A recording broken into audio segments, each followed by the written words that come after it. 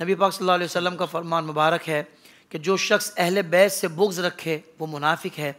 تو بغض کی پہچان کیا ہے؟ رسول اللہ صلی اللہ علیہ وسلم کا جیسا فرمان آپ نے ذکر کیا، اور میرے محبوب علیہ الصلوۃ والسلام نے صرف اس کو نفاق نہیں قرار دیا بلکہ اس سے آگے کی بات بھی ہے۔ نفاق میں تو پھر دو طرح کی چیزیں ہوتی ہیں نا، ایک منافق عملی ہوتا ہے، ایک منافق اعتقادی ہوتا ہے۔ تو ممکن ہے کوئی کہے جی یہ منافق عملی کی بات ہو رہی ہے، منافق اعتقادی کی بات نہیں ہو رہی۔ میرے محبوب علیہ السلام نے اس سے آگے جا کے بات فرمائی۔ سرکار دو عالم علیہ السلام نے فرمایا جس کے دل میں میرے اہل بیت کا بغض ہو، فرمایا وہ جنت میں داخل نہیں ہوگا۔ اللہ، اچھا کیوں داخل نہیں ہوگا؟ ظاہر ہے منافق اعتقادی ہوگا۔ قرآن کہتا ہے ان المنافقین فی الدرک الاسفل من النار، منافق جہنم کے سب سے نیچے گڑھے میں ہوگا۔ ظاہر سی بات ہے وہ منافق اعتقادی ہے۔ اچھا جو میں آپ سے کہہ رہا ہوں کہ یہ صرف نفاق نہیں ہے بلکہ نفاق سے بھی آگے کی چیز حضور علیہ السلام نے بیان فرمائی۔ چنانچہ میرے محبوب علیہ السلام نے ایک مرتبہ خطبہ ارشاد فرمایا، اور رسول اللہ صلی اللہ علیہ وسلم نے فرمایا اے لوگو جو میرے گھر والوں سے بغض رکھے گا، عداوت رکھے گا، حشرہ اللہ یوم القیامت یہودیہ، اللہ تعالیٰ قیامت کے دن اس کا حشر ایسے فرمائے گا کہ وہ یہودیوں میں سے ہوگا۔ اللہ، پھر میرے محبوب صلی اللہ تعالیٰ علیہ وسلم نے فرمایا، اب یہ پہچاننے کے طریقے دیکھیں کتنے خطرناک اور ایمان کو جھنجھوڑنے والے ہیں۔ جناب مولا مرتضیٰ رضی اللہ عنہ فرماتے ہیں کہ میرے محبوب علیہ السلام نے فرمایا کہ 3 ایسے لوگ ہیں جو میرے گھر والوں کا حق نہیں پہچانتے۔ اچھا یہ بھی یاد رکھیے اہل بیت سے مراد صرف پنجتن پاک نہیں بلکہ ازواج مطہرات، اور پھر اس پر بڑی گفتگو ہے، لیکن وہ جو قیامت تک آنے والے سادات ہیں وہ بھی ان میں شامل ہیں۔ صحیح۔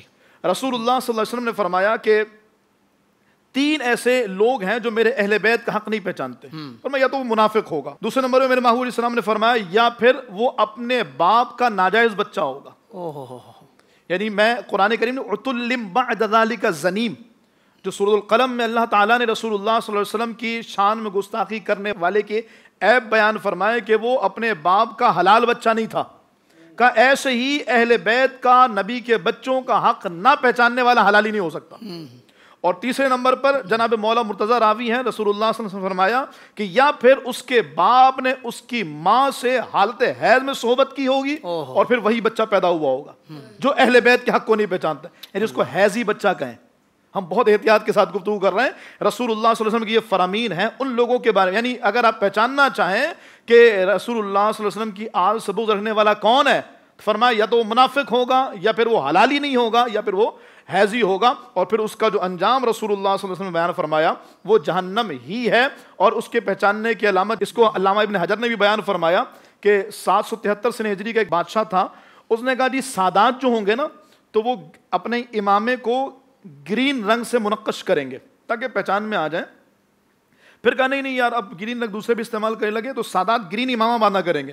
773 سنہ ہجری کی بات کر رہا ہوں میں، کہ اس نے کہا کہ سادات گرین امامہ پہنا کریں گے تاکہ پتہ لگ جائے کہ یہ سادات ہیں۔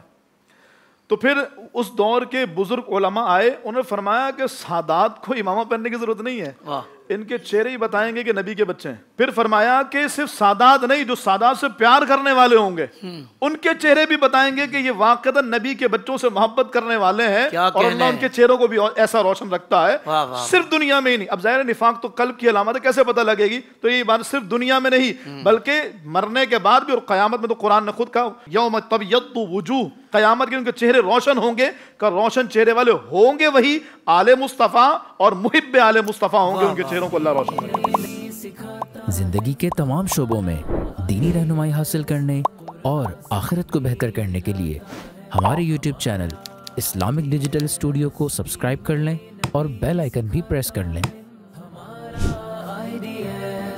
قرآن سے بھی ملاتا ہے ہمارا